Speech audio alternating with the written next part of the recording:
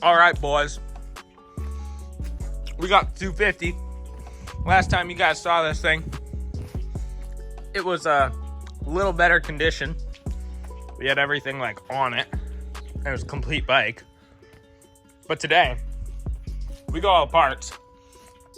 Bunch of stuff. Bearings, gaskets, air filters, clutch kit, crank.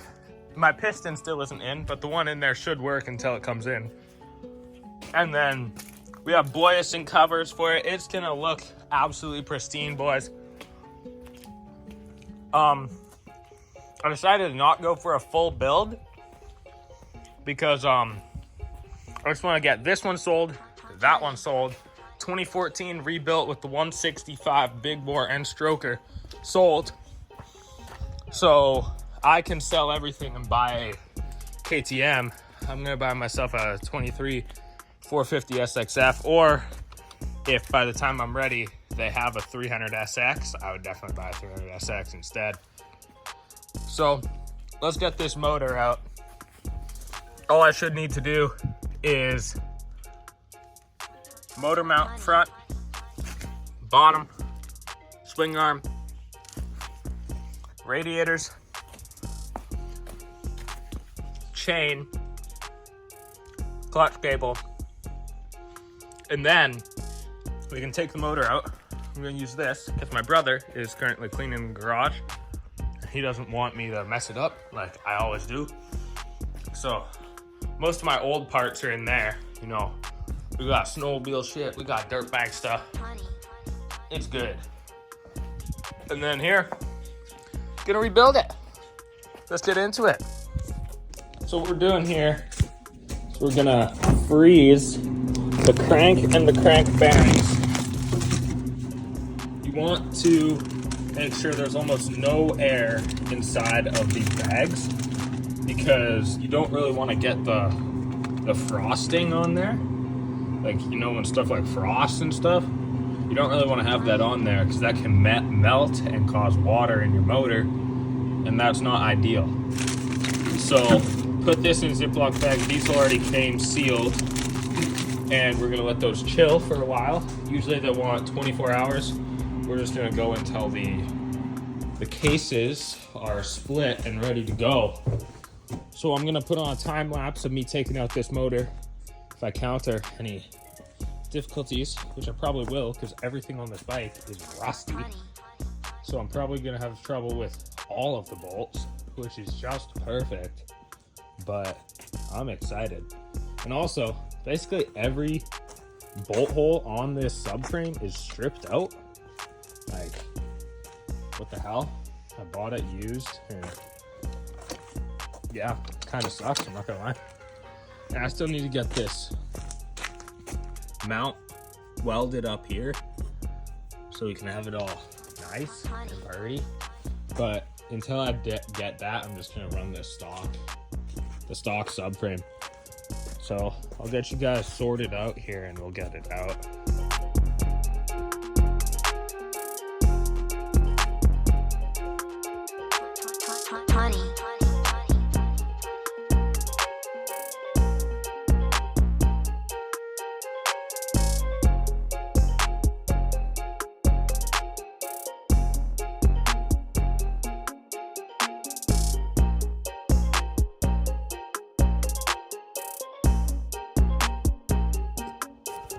Oh yeah, look what came in just now. Our used FMF turbine core 2. We're gonna clean this thing up and should make the bike sound better. We also have an FMF platinum pipe in there. Not an FMF, a gold series. Not a gold series, sorry. Platinum pipe. So a pro circuit platinum pipe for it. So yeah, it's gonna have pipe. Also have V-Force 3 reeds coming, and the bars still aren't here. So a few things that aren't needed to run, but I would like to have them before it's done. And I got all of the motor mounts out. Just need to take out radiators and The carb I could probably just like take out of here.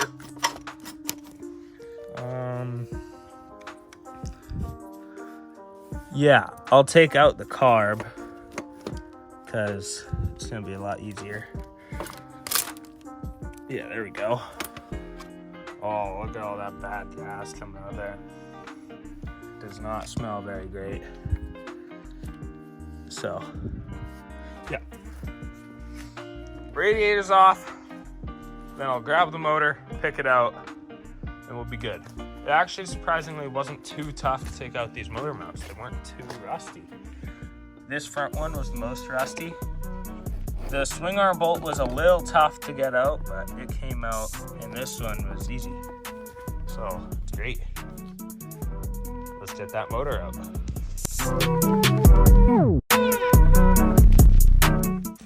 Yeah, I don't know, man.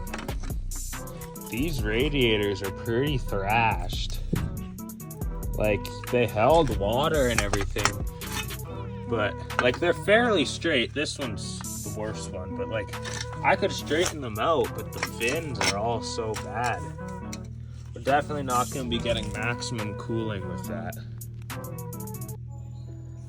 Like, I could straighten out some fins, but I don't know if I would trust that very much. I might buy a new radiator, a couple new radiators. If I can't find ones for a good price, then we're just gonna send it. Okay. Let's try to yank this motor out.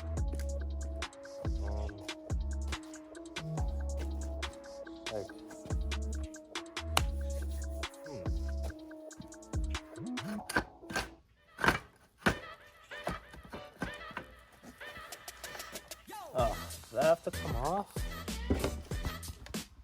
What's it? Oh, phone fell. Oh, it fell again. Stay. Okay.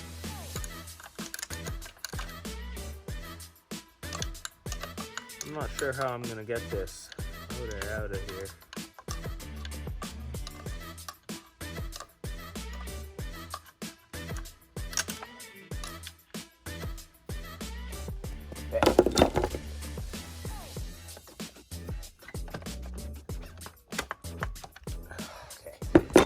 That off. Exhaust port. Oh. So we got the motor out here, and we're gonna do a little bit of a disassemble tutorial. You just take out all of these bolts on the cover, and the cover comes off. It's easier with two hands. The cover comes off. You take out the clutch bolts, and once you're inside the motor, everything's fairly simple. And there's a lot of videos on this bike on how to take it apart on the internet, so I'd just go to another video, honestly. I'll link one in the description. And yeah, this is what it took to get that clutch nut off. So obviously I have the clutch holding tool on here. I'll have a link to that in the description. I just got it on Amazon. You can also get a Tusk one, which is nice. They're basically the same thing. I had to put this big ass bar on the ratchet and push down with my feet. And I had to bring it down onto the concrete instead of that little table. Man, that was tight. So after that, got that nut off. Then you gotta take that bolt off. Take out this, and then the shifting mechanism, you just take it apart.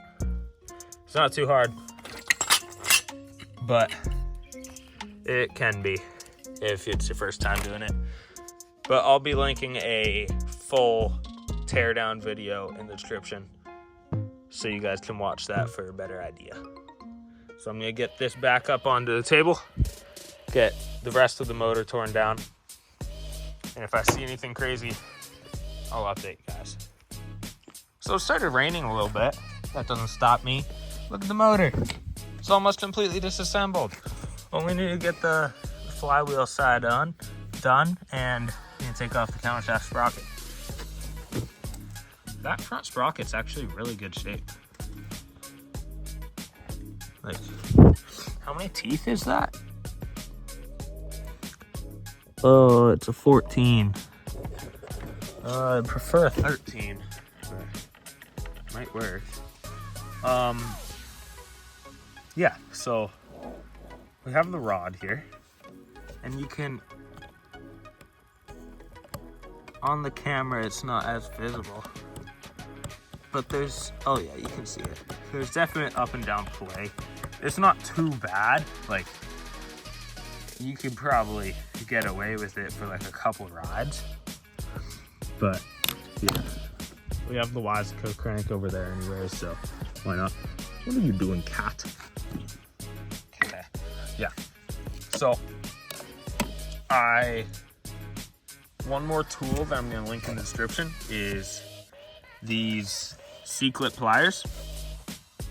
Takes off this little circlip here, and also the flywheel puller. So yeah, gonna get that off. Gonna get my crankcase splitter, which I'll also be linking, and we'll be good. Gotta get that off too. This is gonna be a pain. Guaranteed that's gonna be like impossible to get off. So, all right, we got to a point. We got that off, the sprocket. Kind of annoying. I didn't have the right size socket, so I had to put the clutch hub holder like on these 4 teeth here, like just barely on it, and use the crescent wrench to take it off. I am so lucky that it was like fairly loose on there, because yeah, would not have been fun. The clutch hub holder is reverse thread, and you want to really thread it on there because you don't want to rip your threads out, right? And then basically what you do is you just tighten this down, and when you do that, it'll pull this.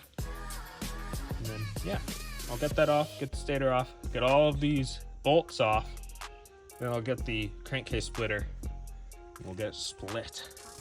Okay, so here, motor, everything is ready to be taken apart. It actually split a little bit when I took out the bolts. So now we're gonna put the crankcase splitter on.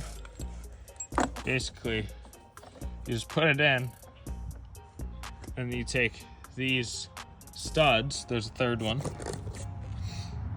and you put them into these holes on the cases, and you tighten down this, and then you're good. It'll split apart, and it'll work. So I'll get that done, get back after. Oh yeah, we've got it split. Everything looks decent in here. I don't see any broken teeth yet in the transmission. So what we're gonna do here is I think we're gonna take out the tranny and then flip around the cases and go to the other side and use the crankcase splitter on the other side. Or we're just gonna whack it with a hammer and hope it comes out. You shouldn't do that with a new crank, but like an old one like this, it doesn't really matter. All right, we got everything out. We got everything good. Transmission looks good, except for there's a broken tooth. Any of you watching have had a broken tooth and ran it, let me know, because I do not want to run. I do not want to run the broken tooth, and I also don't want to buy a new transmission. So let me know if I need to buy a new set of gears there. I'm not really wanting to, but I might have to. But everything else in the motor actually looks good. I didn't find any broken bolts except for one in the clutch hub, which I'll be extracting and re-tapping and putting a new bolt in. If I can ever find my M6 tap, I think I lost it. But yeah, that went fairly smoothly. No real seized bolts or anything. And it was all good. We have parts everywhere. I'm gonna put this video out soon. And then we're gonna have another video out on completely building the motor as well as building the bike itself.